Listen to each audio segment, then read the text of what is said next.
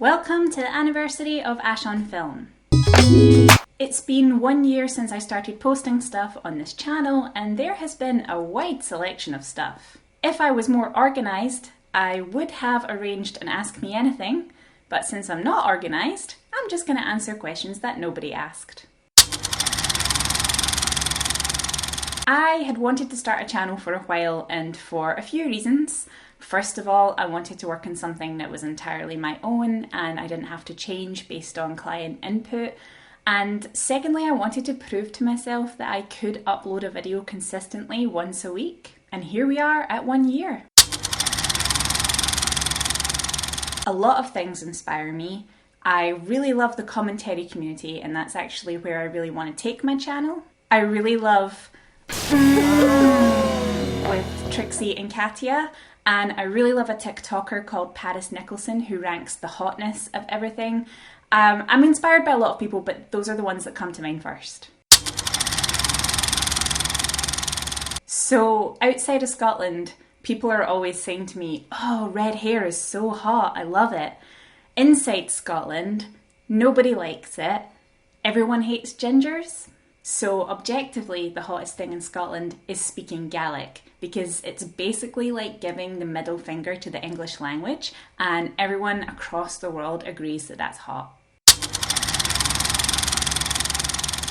Yes, I would love to have more of me, because then I could get more done. The problem is that the things I don't want to do, my clones also wouldn't want to do them, so maybe we would have a bit of an argument there. But I'm the original Ash, so I pull rank. Maybe my clones wouldn't get on with me though. I would name a boat Boaty McBoatface, because that was a crime against the people of Britain. Usually, we cock voting right up, but this time we actually all came together and got it right, and that was taken from us. Climbing in and out of my friends' bedroom windows, using aerobics in everyday life, walking people through my house, pointing at everything I own and telling them how I got it or what it means to me. Where do eels come from? Like, how do we get more eels? Why don't they have reproductive organs? Why do they transform inside the Bermuda Triangle? That's all one question. So I used to work as a cinema manager, and one day an employee came into the office and said, "I've been asked to come and get The Long Wait." I was like, not sure what he meant, but then I thought, oh, well, do you mean this footstool thing? So we had this long footstool that worked by you putting your weight on it. He takes this back to the other employees and is like, "Hey, I've got it." And they're like, "What?" So a couple of minutes later, another employee comes in and says, "We just asked that guy to come in here and ask for a long wait." And I realised that it was a joke, and basically I was supposed to go, "Oh, a long wait? Okay, wait there." And then he would just stand there waiting for a while, and then eventually it would kick in that that's what a long wait is. But instead, me being me, and that guy also being an idiot, we were like, "Oh, it must mean this thing, this footstool thing." So yeah, all the employees were just like, "We were playing a prank on you, and you've come back with an actual item." Well, as someone who studied film, works in film, and lives their life as if they are in a film, I'd like it if life was more like The Room, just abstract and wild non-stop. I think it would be fun. I'd throw spoons at people and they'd laugh. It would become commonplace to say, "You are tearing me apart, insert person's name." And everyone in the entire football world, American and real football, would have to play in suits. Every time. He's the kind of guy who makes you feel like he loves you, but he doesn't. He's just in it for him. He's lazy. He doesn't work even though he's capable. He would leave me in seconds if someone else was putting food on the table. And I'm pretty sure that he's lined up his littering schedule to be in the middle of the night so that it wakes me up. Deal with the cat shit. This is another tale from the cinema. So When I was a cinema manager, we used to have this system in the projection booth that was programmed by a human so that it would just run by itself.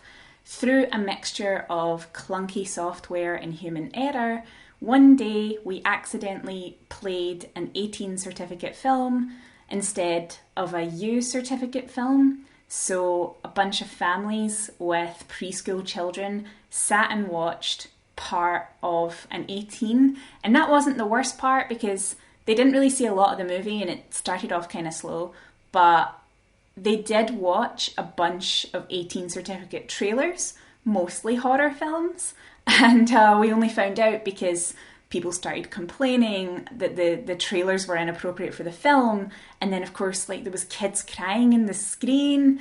It wasn't me who had programmed the horror film to come on, but I was the only person in the cinema that they had to speak to. So yeah, they just got as much free stuff as they wanted that day.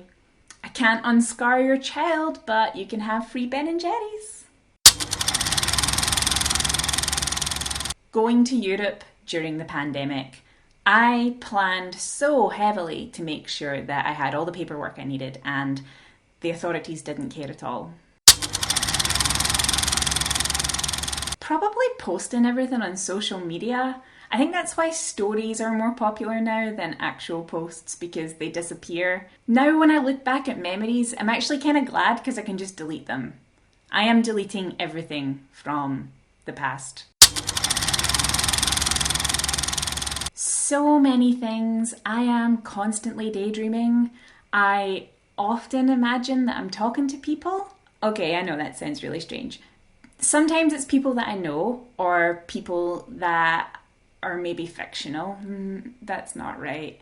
Basically, I just kind of always imagine that there's a presence with me and I'm sort of telling them about what I'm doing. I also imagine things that I want to do in great detail. I think it's a kind of like visualization, make it real thing. And you may already know because I do talk about this a lot on the channel, but I see time inside my head.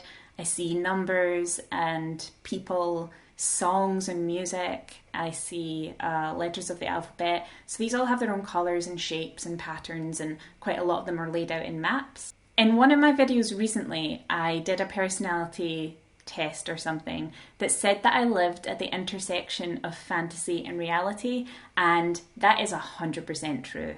Alright, I'm done answering questions. I don't think you will have learned anything about this channel, but thank you for watching the video and thank you for being here for my 1 year anniversary. If you've been here from the start, I really appreciate your support. And yes, stick with it. I am going to grow the channel even further. I want to do a lot more commentary. I want to talk about more current events and more interesting things. And the feedback I get is that people are always like, I've never even heard of this. Thank you for telling me what it is and having an interesting discussion about it. So yes, I'm going to continue to do that. If you know anyone else who would enjoy this video, please share it with them. Tell them that you have found a set of questions that are the most intense, deep conversation that you've ever heard in your life, and if this person doesn't watch this video, then they're going to miss out on being able to communicate in the most effective and meaningful way ever. Or however you want to share it is fine. See you next time.